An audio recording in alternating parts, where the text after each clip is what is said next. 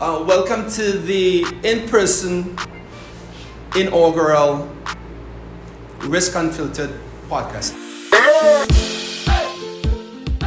I'm pleased to welcome Dr Marlene Attzs and thank her for joining us. And I'll allow Dr. Attzs to introduce herself and tell us from whence she came and why she agreed to do this podcast. Thanks, Ken. It's Friday, yeah? Yeah. Thanks for inviting me to participate in the podcast. I am Marlene Attzs. I'm an economist by profession. I'm a lecturer at the University of the West Indies, St. Augustine campus. And I had the privilege to have read the International Certificate in Enterprise Risk Management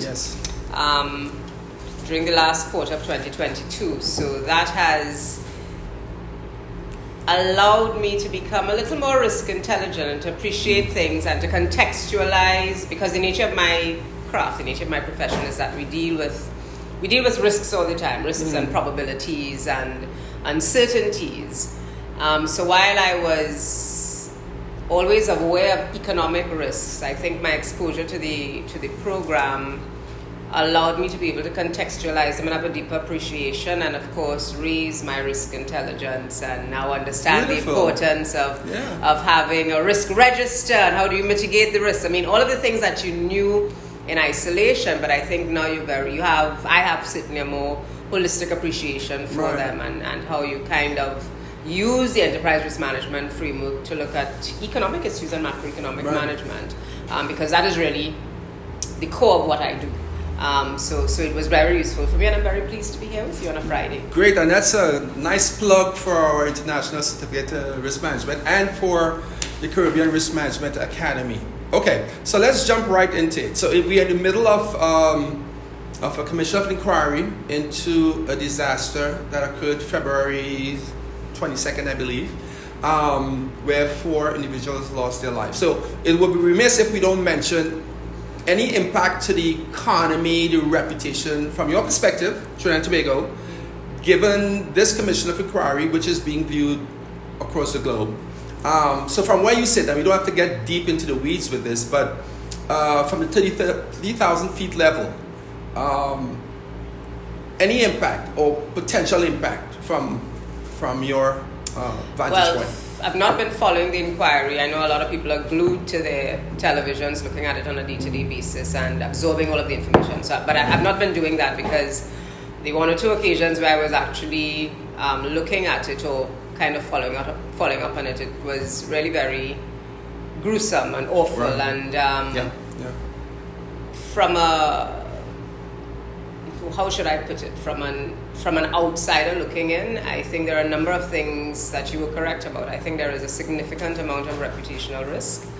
I think it is clear that it is clear to me that the risks associated with the discharge of the responsibilities were not fully articulated and documented, and it is also apparent to me that there were insufficient risk mitigation measures in place. So you refer to it as a disaster, and one of my lives I do work on disaster risk management and climate change, and a disaster is only a disaster when you have a hazard that meets some kind of vulnerability. Yes. And to my mind, in this case, what we're witnessing and what is coming into the public space is really that there were some vulnerabilities, there were some hazards, neither the vulnerabilities nor the hazards were fully documented and appreciated, so that risk mitigation measures were not put in place. So we have this horrific catastrophe that has occurred, and I'm not to sound melodramatic, but I think it is catastrophic because it's not simply the event of the 4 lives that were lost, but the impact on the survivor, the psychological impact on the survivor, the psychological impact on the families, the loss of income, and then having to relive every god-awful moment of that tragedy. And I think it's really just, it's an awful occurrence, and there will be some reputational risk involved. I don't know if it will be at the national level, but I think certainly the companies will find it very difficult to navigate past this. This is fairly significant. Yeah. And the companies that are interwoven into this catastrophe is internationally known. Yeah. And the fact, social media, I mean, one of the things that social media is your friend, but social media could also be your worst enemy, and this is being viewed throughout the world. Yeah. I have colleagues who operate in the space I operate, and they are following it because, like I said to a board member yesterday, you guys still need to go get international financing and international credit ratings. And if this isn't addressed, this being the outcome, so lessons learned, but then what? So today, I think if I'm hearing correctly, the commissioner, the head of the inquiry, basically said that he's disappointed with what has not happened since the event occurred. And waiting for the outcome of the commissioner inquiry. Okay, so let's move past that. But I have some really hardcore feelings as to what should have been done that was not done, both pre and post the event.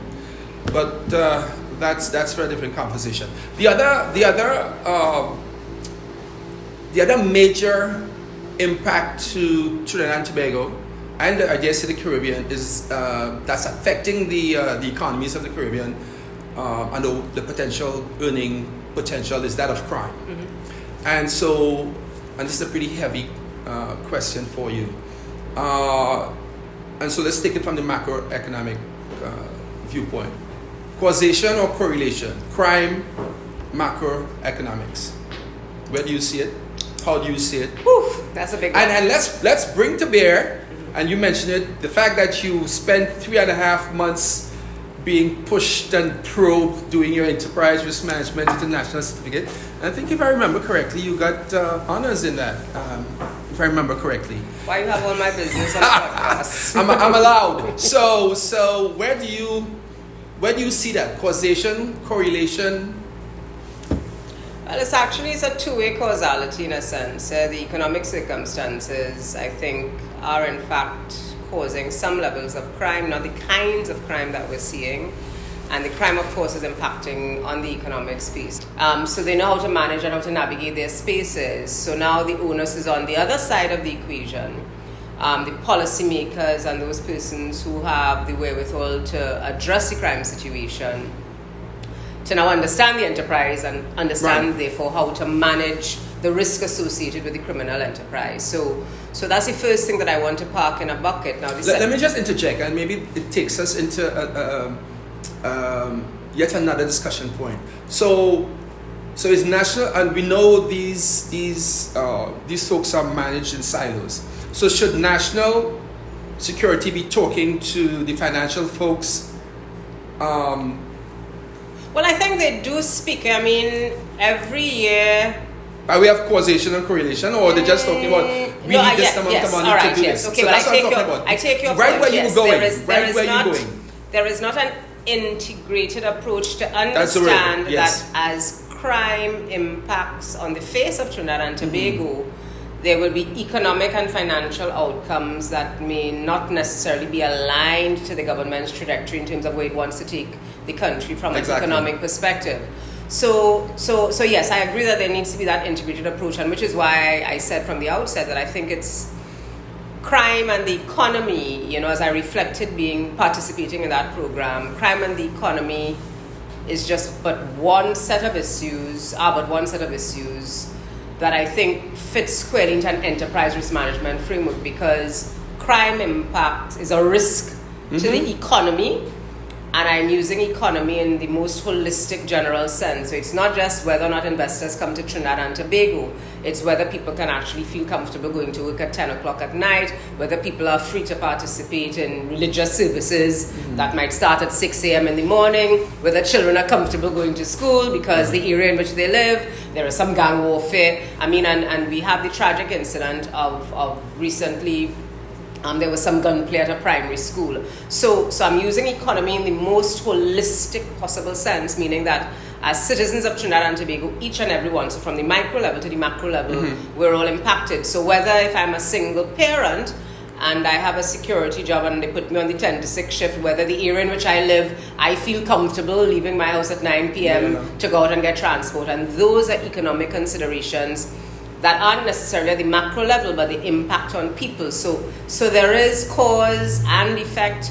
And I think that because we are not, we nationally, I'm not a policymaker in that space, I'm not a policymaker generally, but because we're not taking stock of a risk register, so to speak, in terms of crime, in terms of crime's potential impact on the economy, because we're not taking the time to sit and document all of these things. And or connect the dots. Or connect the dots.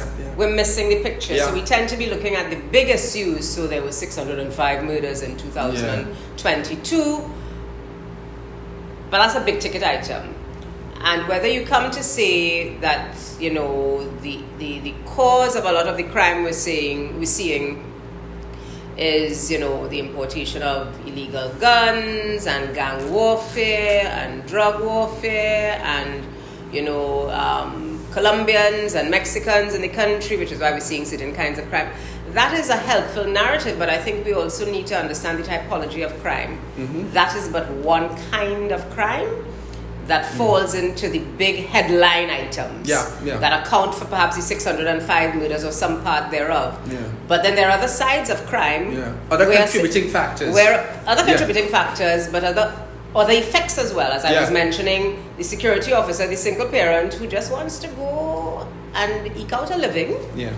But is challenged to leave home at 9 p.m. because they're too sure what gunplay going and play, you know, on their way to work, to earn an honest day's living. So there are all of these conversations, and I think until and unless there is this, you know, we step back from being defensive, we step back from playing the blame game, we step back from being territorial, and we kind of remove the blinkers and do a risk register. And it's a fancy name, and I think people who would be interested, just sit down and let's kind of like do it ABC style.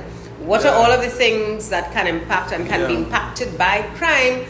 And let's disaggregate and figure out. So I have said in private quarters that with the increase in the cost of living in Trinidad and Tobago, which is now phenomenal, let me get away from being sensational. It is significant.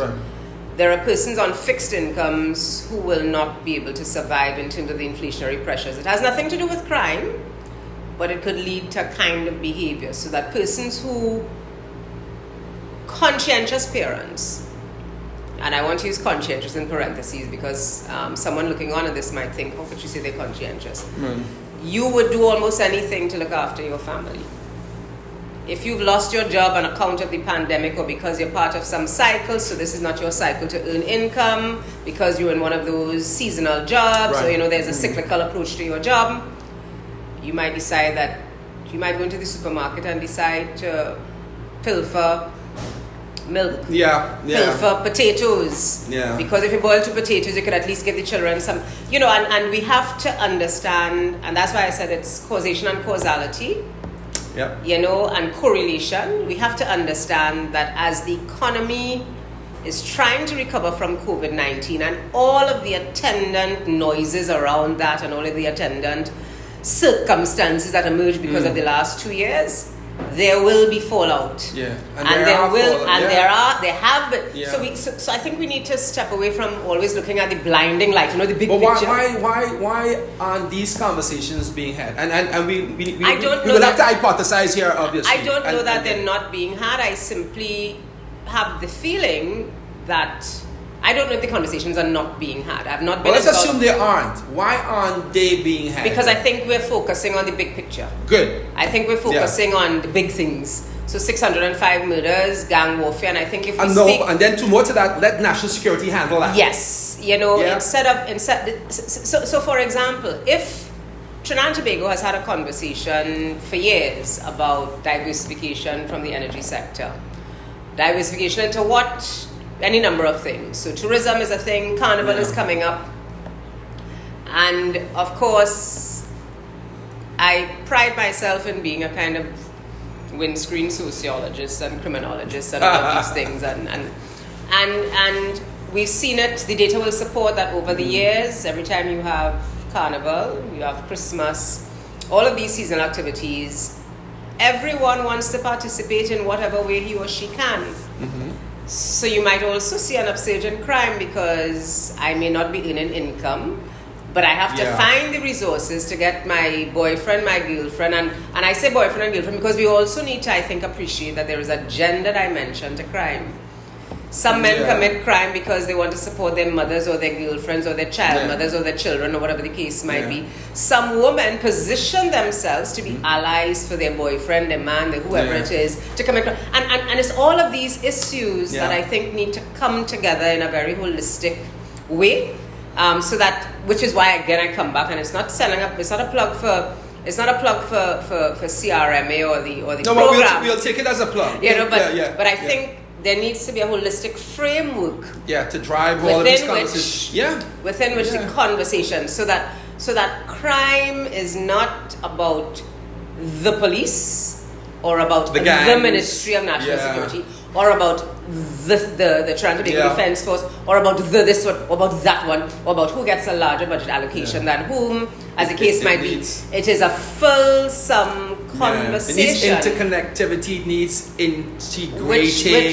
Which if you recall, one of my hypotheses or theses or whatever it was the whole of government approach, because I think there is an issue. So one of the nuances we have in the Trinidad and Tobago circumstance is that people sometimes have illegal water connections or electricity connections and that sort of thing, and there might be different circumstances that account for that.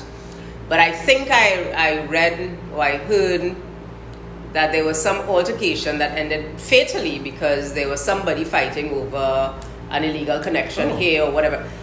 And all of these things are crime.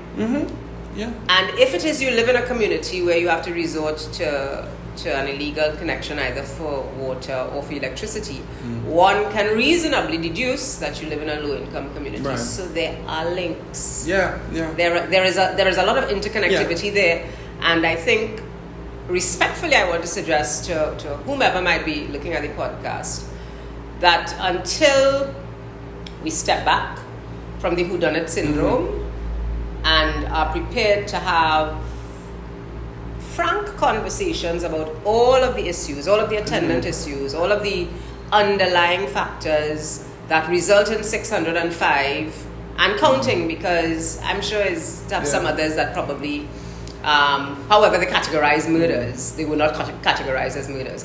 So unless we have that kind of holistic conversation, a framework within which we can't identify the causes, we also then can't identify the solutions. And what's interesting, and so as you sharing those thoughts with us, I'm thinking back to what would I have seen. And again, this is not unique to Trinidad and Tobago. It's happening, like Jamaica went across to the US and asked for help. So it's not, it's for the most part it's a Caribbean issue, But so while we are here in Trinidad and Tobago, I remember seeing the criminologists having a conversation, the sociologists being interviewed and having a conversation, and then members of the TTPS and other protective services. What I have not seen is an impact analysis that encompasses all of them. To your words,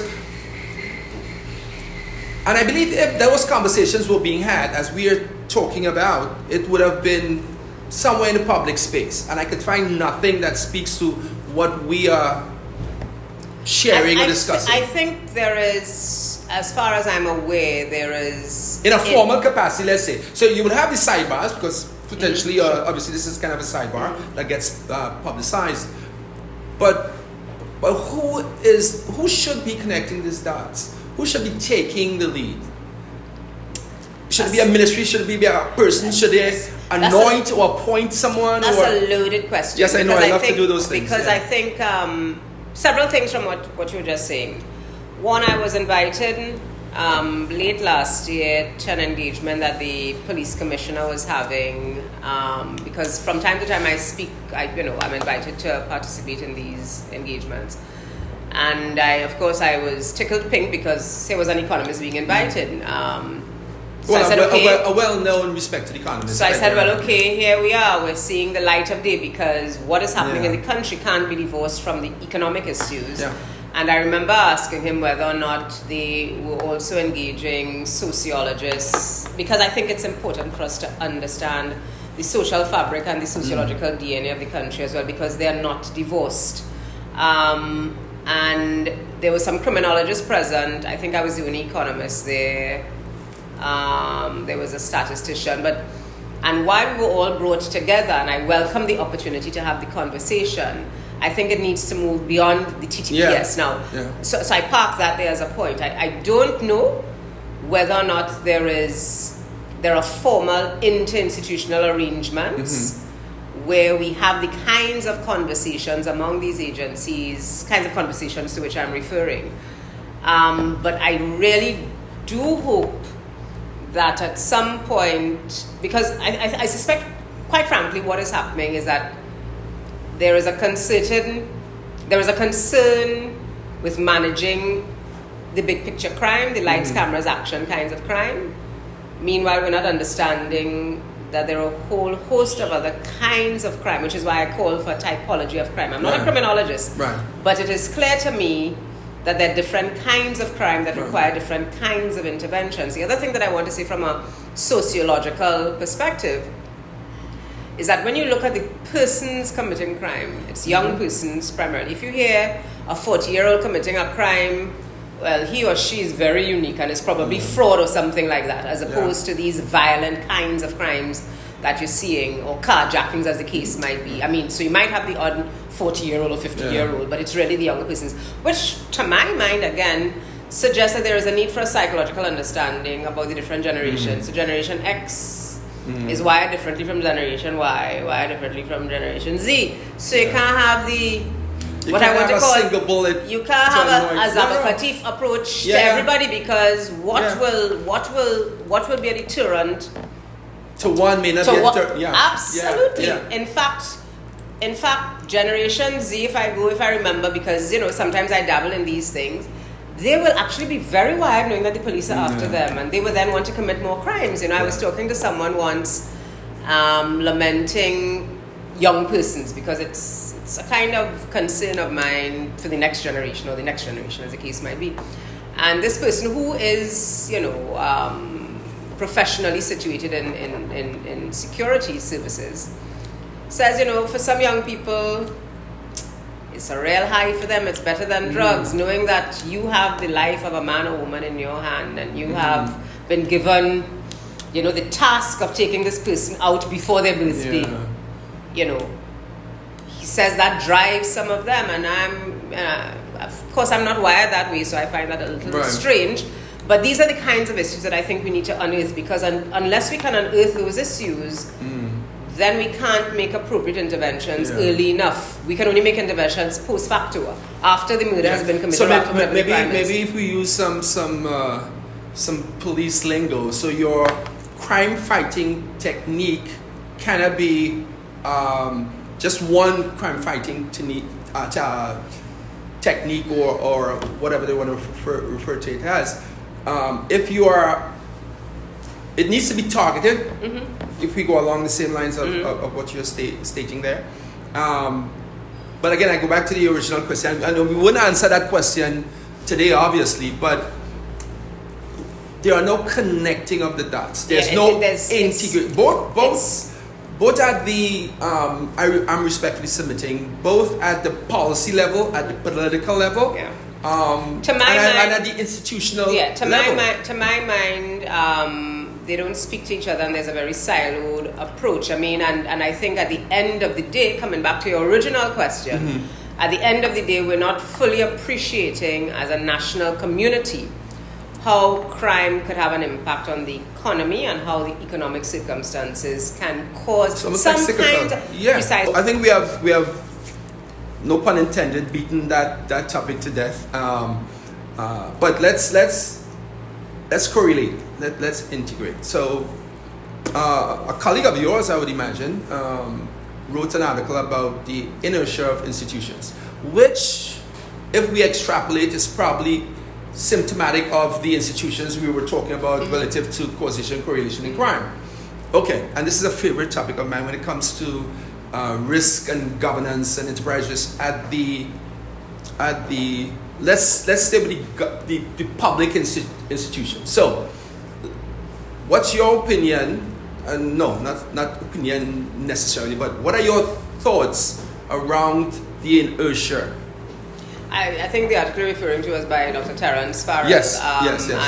And his article was specific to some goings on at children's homes and judgments that had been passed down in respect of the institutional inertia that occurred in those homes. And I would have to agree, yes, institutional inertia, because we usually have a hands-off approach to these things. That's the police problem, or that's the defense force problem, or that's Ministry of National Security problem. Right. And insofar as we apportion blame or apportion responsibility, as the case might be, it stops at the level of the budget. And so we've allocated the second highest allocation from the national budget to the Ministry of National Security or the Ministry of whomever. So our work is done. And it means that when they get those resources, what are the resources being spent on?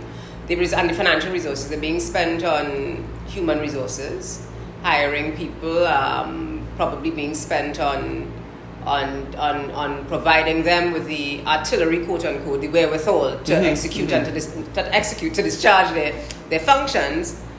But in terms of cost effectiveness of the spend, so having been given the second highest allocation, have we seen anything in terms of the outcome? Yeah. And the outcome will be a reduction in crime. Right. So to me, in that space is where we're probably finding the institutional inertia in this particular instance, that I get a money, what am I want me to do?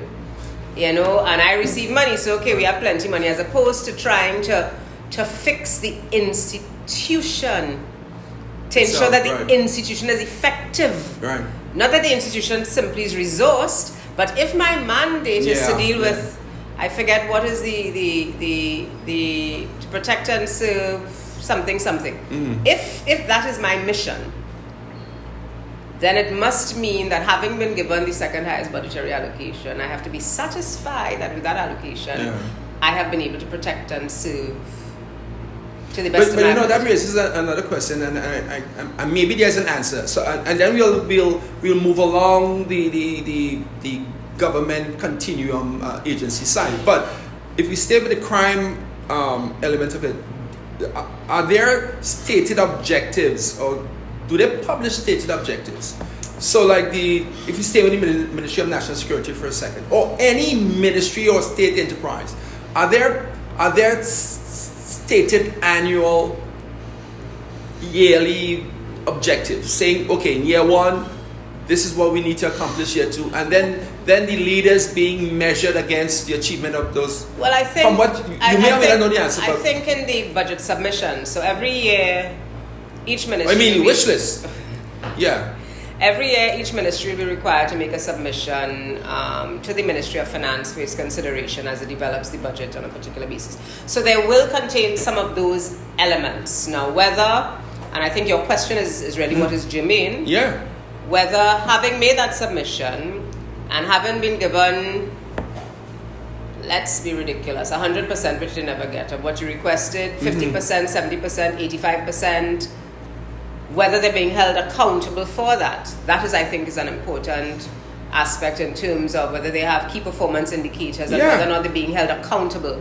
And I am not aware that But exists. Wouldn't that be a great thing though? Because the whole mantra, what gets measured gets managed. It's what obtains in the private sector. That's how the private sector measures its profitability. They set benchmarks, they set targets, they set key performance indicators. They say this is what we're going to do. We meet circumstances, extenuating circumstances. The external environment has changed. And they explain the variations. Let's come and revisit. Right. Let's see how we can adjust. So that's what happens in private sector organizations, and I don't know the extent to which that obtains in the public sector. So I think, but it should. I think it should in any any organization, and whether you're a ministry. So a ministry is a ministry, but it's an organization, and there's some key KPIs, operating principles for any kind of organization, we must know what isn't measured. Doesn't happen. Just does not happen. And then, so it's sort of like bringing us back to the start of the conversation is the value of an enterprise risk management framework, an overarching framework into which you plug in, and it's not simply about crime and the economy. I think it is helpful. No, it's helpful across the board. Yeah. So because they're all interconnected, whether it's the Ministry of Labor or Social Development. So during the recent floods in Trinidad and Tobago, there was a conversation coming out of the floods and the number of people who were impacted, and some people lost their livelihoods, etc., etc., etc. The government making provisions through the Ministry of Social Development for persons to receive relief. And it occurred to me then that if we had,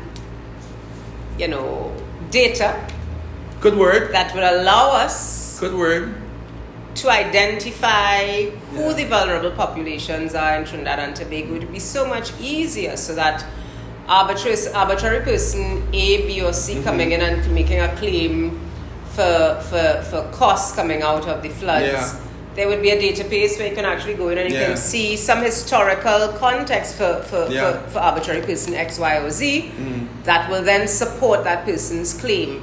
So for me, the enterprise risk management, and to me that is also a risk, because you then find persons who will come up, and every year it happens, every time something happens and there has to be some social assistance being provided, you would hear post facto that there were X instances of fraud and Y instances of fraud, and I'm saying, yep. So to that point, and then we'll tie everything back in and give you the last word. When one asks about the return on investment of what we're speaking, because developing and deploying a risk management enterprise operational is not a revenue producer per se, though there are opportunities that are derived from that. So it's an expense to the organization. It's an investment, actually. Good word, better word. Speaking to an economist, it's an investment. So if it were to cost you $10 to deploy such a program, and you said, it's too expensive, staying with the social development, but fraud is of a 10 million count on the back end. What the fudge? The ratio doesn't support it. And we could go back to the current, may their souls rest in peace, bad example, but an example or case study of the Paria disaster. And when you hear of, through the Commission of Inquiry, these experts speak to what happened, what should have happened, what ought to have happened, there were and are major and I publicly pronounced on this, so I'm not saying anything new, major disconnects between each of those parties. So we talk about third party risks, but then there's fourth party risks. So I hire you to do something for me, and then you go and you hire someone else to do that which I hire you for, but we aren't looking at each other. Supply chain risk. It is vendor risk management. It is. We're speaking ERM terms. Brilliant. Okay, so good conversation. Good. Sorry it had to be so short, but maybe we'll bring you back. But I want to give you an opportunity to speak to the listeners, and there are some from top to bottom and in between who listen. A way forward, given all we would have discussed, if you had to give 3 recommendations to the powers that be, what would be those 3 recommendations that could help with the 2 things we talked about? The causation/correlation, and then putting in some sort of methodology or framework to help integrate all these different government decision makers. The greatest risk is the people risks, or are the people risks associated with any environment. To get that integration on point, what would be the 3 recommendations? I think the first thing, and occupational hazard, would be data. I think if we don't have the data, then we don't know what's happening around us, and it's easy for us to just kind of pull it out of a hat or from other places and kind of weave it around. I think the importance of data cannot be underscored, and in that data, not just the relevant economic data, not just the economic data, but also drilling down to find out some of the social issues, because a 14-year-old doesn't just wake up and decide to get involved in a life of crime. There are probably things that have been happening behind the scene. Or a 14-year-old who is behaving quote unquote badly in school doesn't just get up one morning and decide to behave badly and then ultimately get into a life of crime. So I think the data is important. I think two, I have advocated with you before the whole of government approach. I think the whole of government approach is also a way of managing risks and identifying risks.